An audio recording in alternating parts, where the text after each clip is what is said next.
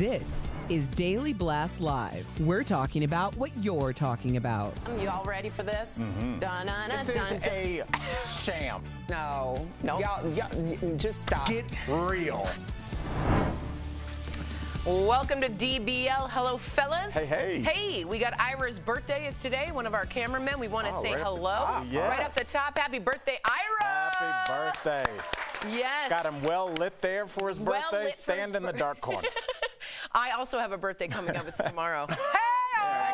Way to take the attention away from Ira. He had it for 9 seconds. That was a good 3 seconds. You were in the dark there for about 3 seconds. That's right. All right, well, welcome to DBL.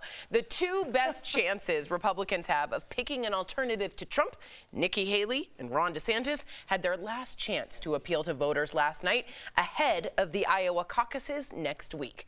Now, the two shook hands to start, but it became a battle for who could be the toughest on stage as they just went after each other, trading insults. Take a look. We don't need another mealy-mouthed politician who just tells you what she thinks you want to hear just to try to get your vote. But every time he lies, Drake University, don't turn this into a drinking game because you will be overserved by the end of the night. One good rule of thumb, if she says she's never said something, that definitely means she said it. And then she'll say, you're lying, you're lying. That means not only did she say it, but she's on videotape saying it. Got $150 million and you've gone down in the polls in Iowa. Why should we think you can manage or do anything in this country? Okay, it's getting hot in here. So DBL Nation, we always want to hear from you. Who won last night's debate? Was it Ron DeSantis or Nikki Haley or former President Trump, who wasn't even there? Go to dblvote.com to weigh in. Al, what'd you think about last night's debate? Who won for you? I thought Nikki Haley made the best points, but obviously we have people on both sides here in our DBL family, and Republicans, especially one that I trust, said that he felt like DeSantis won, and I think that he represents a lot of the Republican base as he's enmeshed with that side. So I mean, for DeSantis, I think it's a win even just being here, Jeff.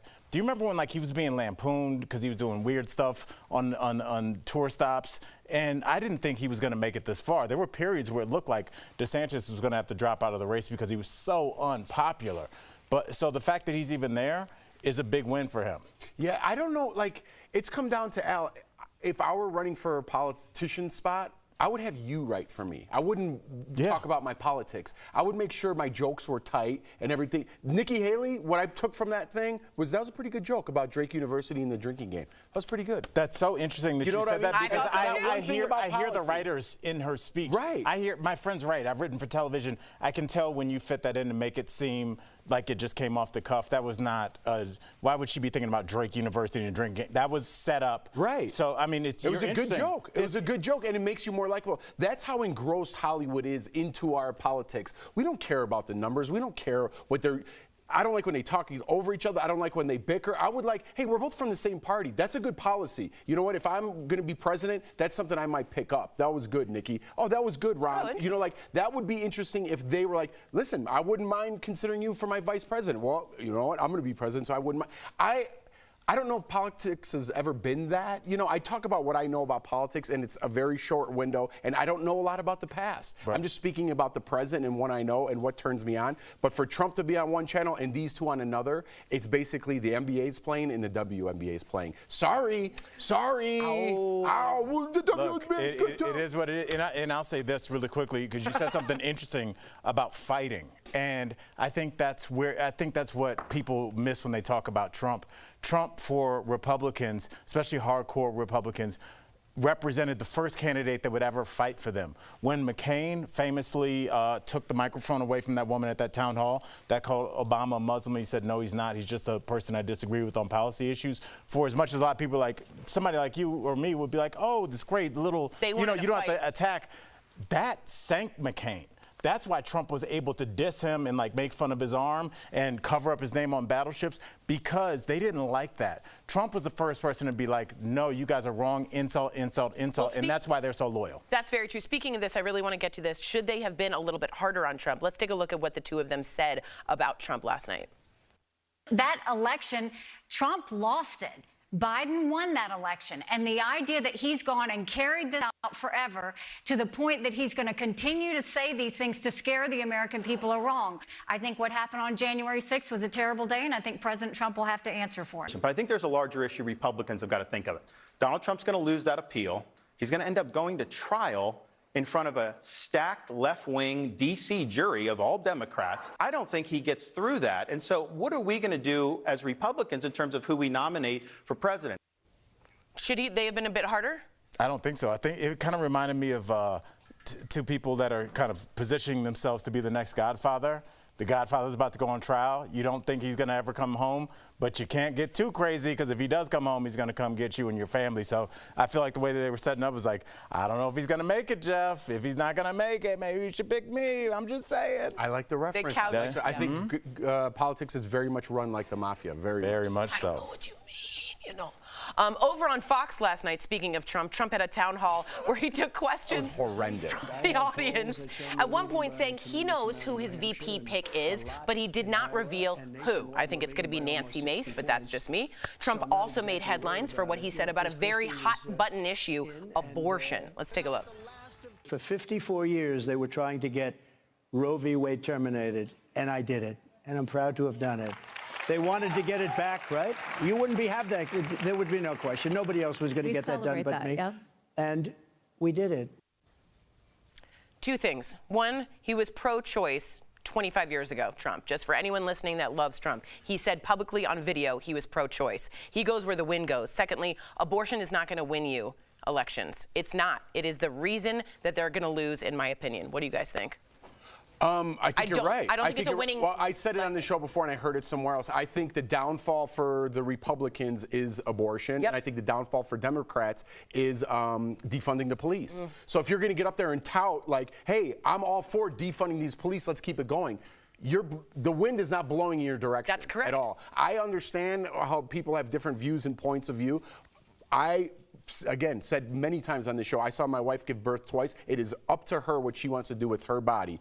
I don't know how that becomes a Republican thing or why you think in your mind if you were at one point thinking that way and because I'm running for politics, I have to abandon that thought process. Thank you. That doesn't appeal to me. No. And I wouldn't bang that drum on either side if it was defund the police or that's just me. That's just my opinion. Really quickly, Jeff, that drum that they're banging is waking up a lot of 18-year-old female voters that do not want to grow up. Thank you. I think it's the dog that caught the car. I don't think they wanted to do this. And Republican mothers who don't want to have the government in their doctor's office with them. Let's take a look at the results. Who won?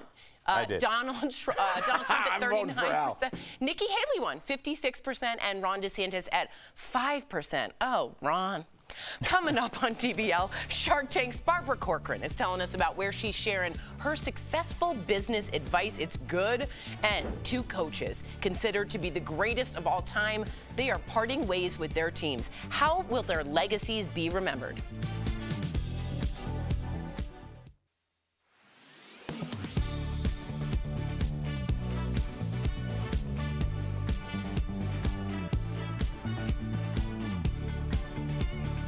Yeah, you're right.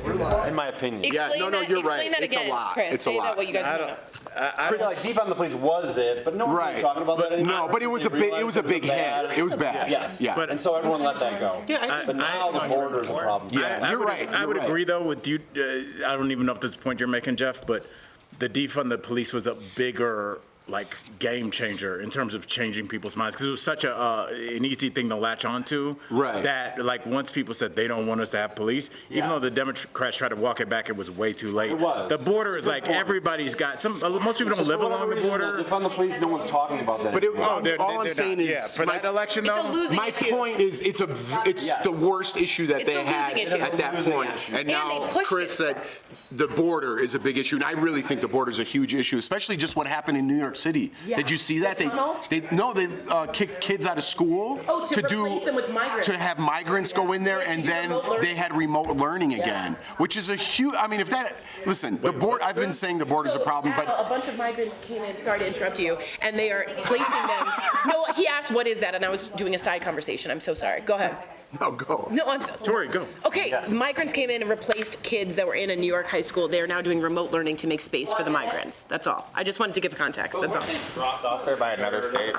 Yes, at that point in school buses, Gotcha. which is a kind of thing that governors do that to other states. But is that legal to do that with people? Could I do that? Isn't it where everyone's coming through? Usually they're coming through Texas, and the Texas governor's sending it elsewhere, including Denver. At some point, we're having migrants come up here from Venezuela. President Haley went hard on the border. On the border immigration. They are no immigrant. I mean, they went so hard on it. But Haley made a point I liked that was like, you can't just say build the wall. You have to finish that with other things. And all you're saying, DeSantis, is like the wall.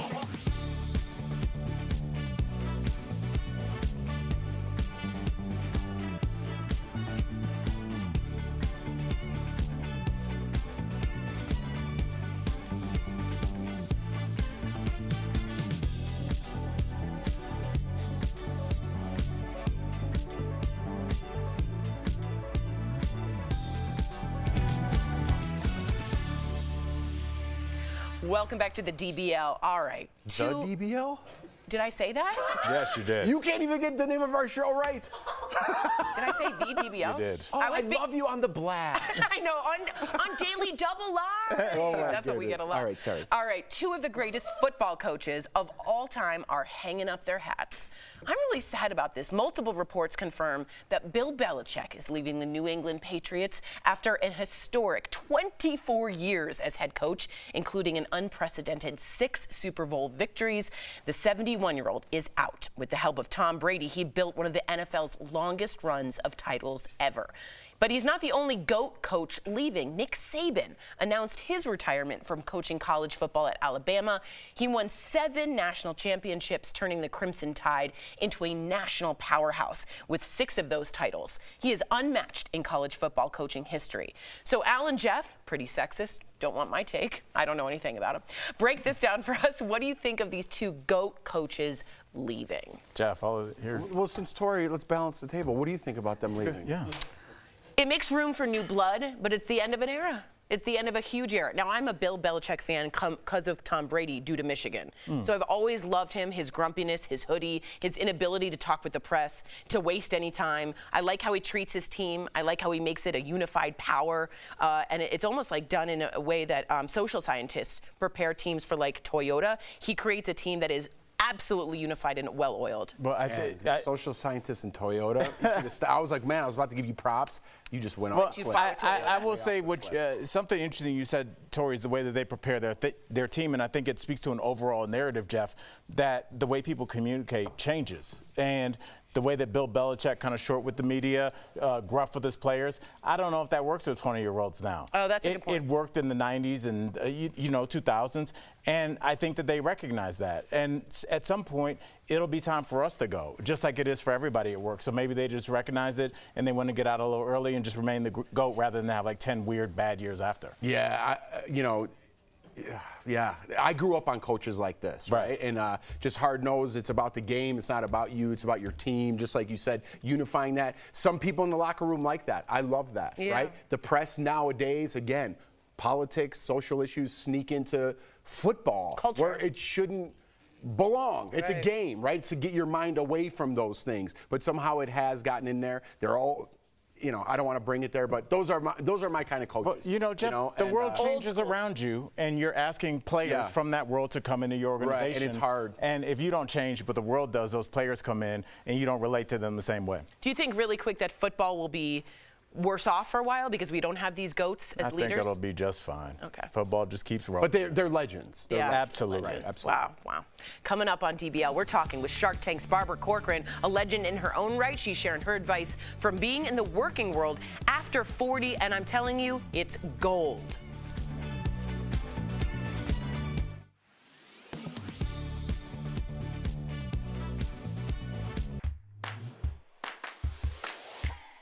Walking outside to a car covered in ice or snow usually means putting on some gloves, pulling out your trusty ice scraper, and taking time to clear the mess, so you don't put other cars at risk, like this guy. Many people have shared at-home tricks they use to clear snow or ice from their car faster on social media.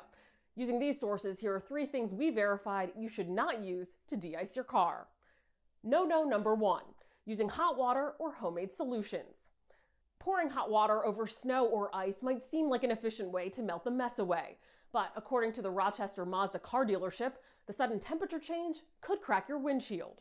And as for those homemade solutions, like mixing water with ammonia or vinegar, a AAA spokesperson says using any chemical solution that is not manufactured for snow removal on cars could also create small cracks and craters in the windshield, making it unsafe to drive.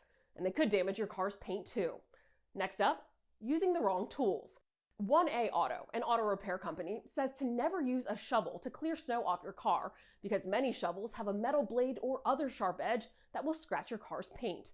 So, what about a broom? 1A Auto says if the bristles are stiffer than a regular snow brush, that can also damage the paint. And finally, using your windshield wipers. Anco Wipers, a blade manufacturer, says making your wipers do the heavy lifting could tear the blades, making them less effective. They also say you shouldn't snap the blades to get ice or snow off. If the spring is tight enough, it can cause the wiper to crack the glass in your windshield. So, now that you know what not to do yourself a favor and find your ice scraper or snow brush before a storm hits. And be kind to your wipers. Use your defrosters to melt ice away on your windshield. With your Verify, I'm Ariande Till.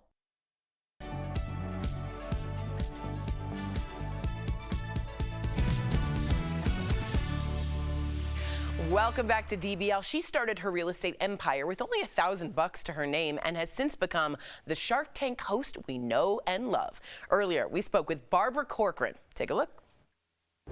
Please welcome back to DBL. We love her, Barbara Corcoran. Yes. Thank you, everybody. Nice to be here. Absolutely. Barbara, a lot of our viewers are over 40. Including all of us. Including all of us, and proud of it, may I say. In your opinion, what are the biggest issues that they face when they're applying for jobs? The same thing happens again and again. The number one is they get in their own way. Everybody goes in thinking, gosh, I'm 47. There's probably young people who want this job. I better hide my age. Maybe they won't receive me well. Get rid of the number. It's more about attitude. If someone walks in with a great attitude and they're 52, they get hired. I've seen it again and again. I hire a lot of people. And they get intimidated, unusually so, by not being up to date on technology. And that's so curable, so easy to fix by taking a course. Yeah, that's That smart. makes perfect sense. Now, talk to us because, you know, what can older applicants bring to the table that the younger generation can't? And how do they humble brag about that in the interview? Well, your age speaks for itself. I mean, you've lived life, you have great experience, you have the wisdom, you have the good judgment, you have the people skills that young people don't have. And believe me, when your position is one that has authority and you're going to be in charge of other people, that comes to your fore. It's a great thing to have. People trust it more. As long as you bring it with the same enthusiasm that young people have, that's the magic duo that you want. So what are some financial goals that we all should set? Well, everybody should start at the same spot, know what you're spending. And even though that sounds so simple, most people have no idea where the money's going. Yep. You can have budget tracking applications that you use that are so simple to use. But if you just make a list of everything you spend for a month, every little check you write and look at it, you're shocked at what you're spending your money on. Yeah. You just have to keep track of what you're spending your money on.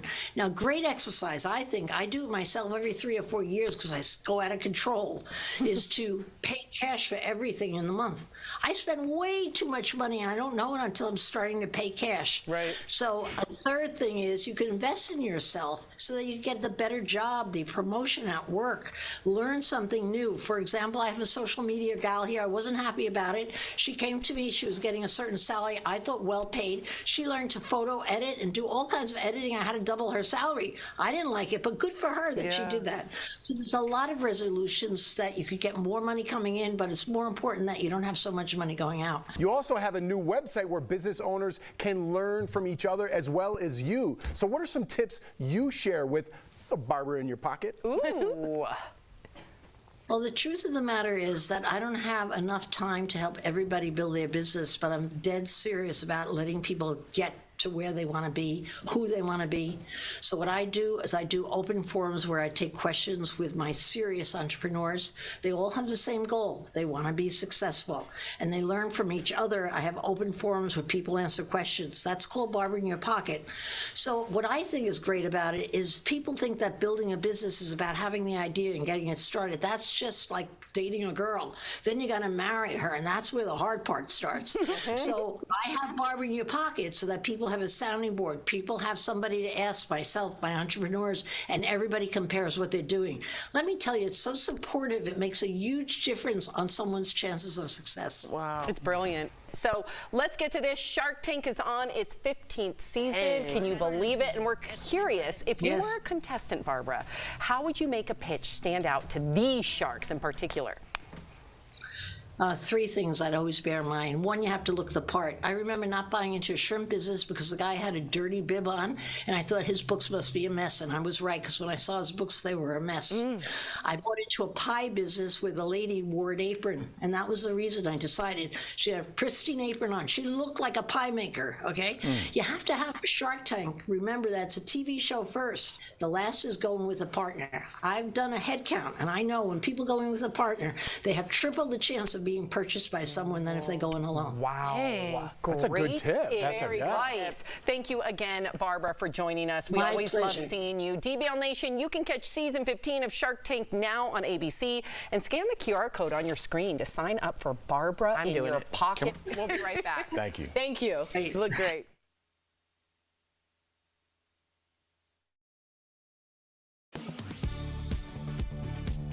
How can you protect your home or rental property from visitors who were never invited or just overstayed their welcome? A WCNC viewer sent us this question. Is it illegal to kick a squatter out of a rental property? So let's verify. Our sources are the North Carolina court system and attorney Gary Monty. First, what is squatting? Monty says it's when someone takes up residence in an abandoned building or unoccupied area, usually residential, that the squatter does not own. Plain and simple, Monty says a squatter is someone who is trespassing, and because of this, you can kick them off your property. Because the squatter is a trespasser, you can call the police or you can go down to the magistrate and swear out a trespasser warrant. It gets a little tricky, Monty says, when the person on your property has a lease, either written or verbal. You do have to go down to the courthouse in that case and file what's called a complaint in summary ejectment. Normally, these things end up in small claims court. The North Carolina court system says a landlord can kick out a tenant who has not paid rent or if the tenant has violated a condition of the lease or the lease term has ended. So what about the phrase squatters' rights? Monty says there are cases where squatters have stayed more than 20 years, which in North Carolina allows them to file an adverse possession claim, an effort to take ownership of the property.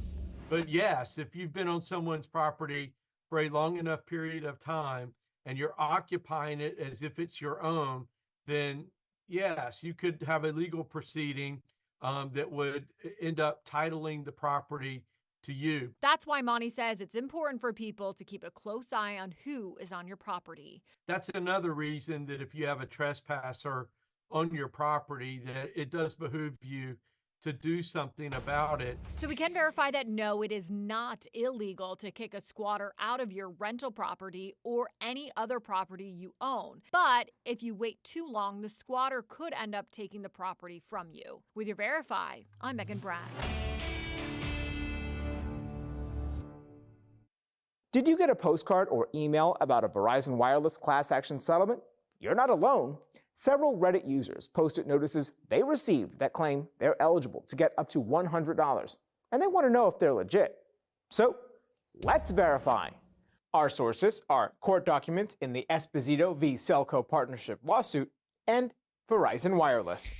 In November 2023, customers filed a class action lawsuit against Verizon, accusing the wireless company of tacking on an administrative fee to their bills without first disclosing the charge.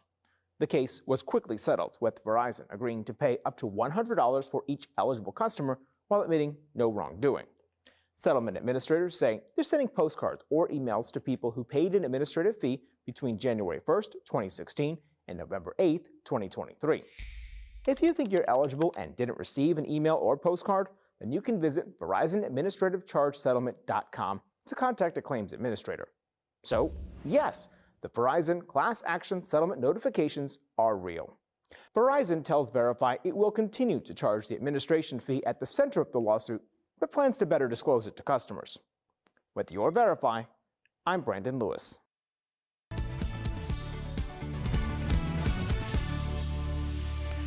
Welcome back. We've got some great products from our friends at Morning Save. Check them out. Steph, what do you have for us today? Hey Tori, hey DBL Nation. I am so excited to show you the deals today. Believe me, they are great. Let's check everything out. First up, we've got the Anova Precision Port Handheld Vacuum Sealer Kit. So this deal includes one sealer with these bags. Whoa. Normally, this is $49, but we've got it for just $15, which is saving 69%.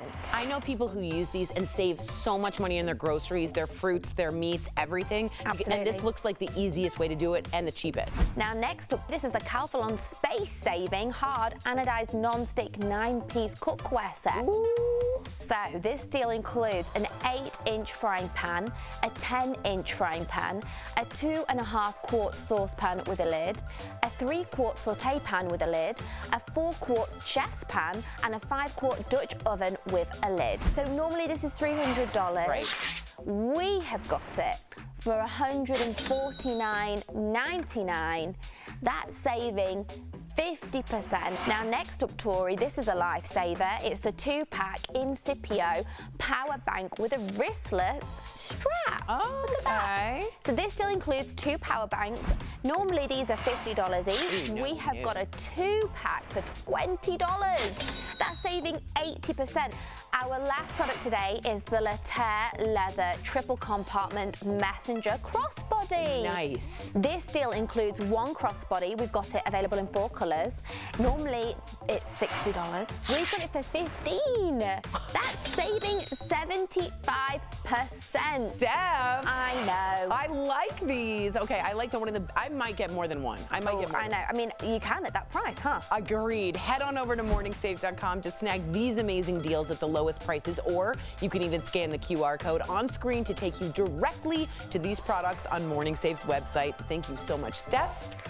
All right, you might have noticed these traffic signs that use humor to relay safety messages, but the Federal Highway Administration isn't laughing. It says messages on the signs that use humor or pop culture references are distracting. Like this one saying a DUI is worse than a gift from Aunt Clara. That's from the movie A Christmas Story. Did you guys get that? I didn't get that. I didn't either, but That's I've a seen deep some cut. funny ones. Me too, like use your blinker in Massachusetts. Just stick to the Okay. prompter. Or this one that says only Rudolph should drive lit. That's good. Funny. I did see that one. I did see it. That's Very funny. Okay, Al, let's get your take. In 2022, New Jersey also got in trouble with the feds over signs like this that said, "Get your head out of your apps." That's great. That's funny, and we're talking about it, and it's call. reminding people, hey, don't. Maybe that's the thing you need to be reminded of. Whatever it is, you're getting the message out there. It's fine. It's fine. Let me read you some more, okay? Live in the moment, not the left lane. Okay. Be the pace car, not the race car. Watch your speed. Let's taco about having a designated driver for Cinco de Mayo.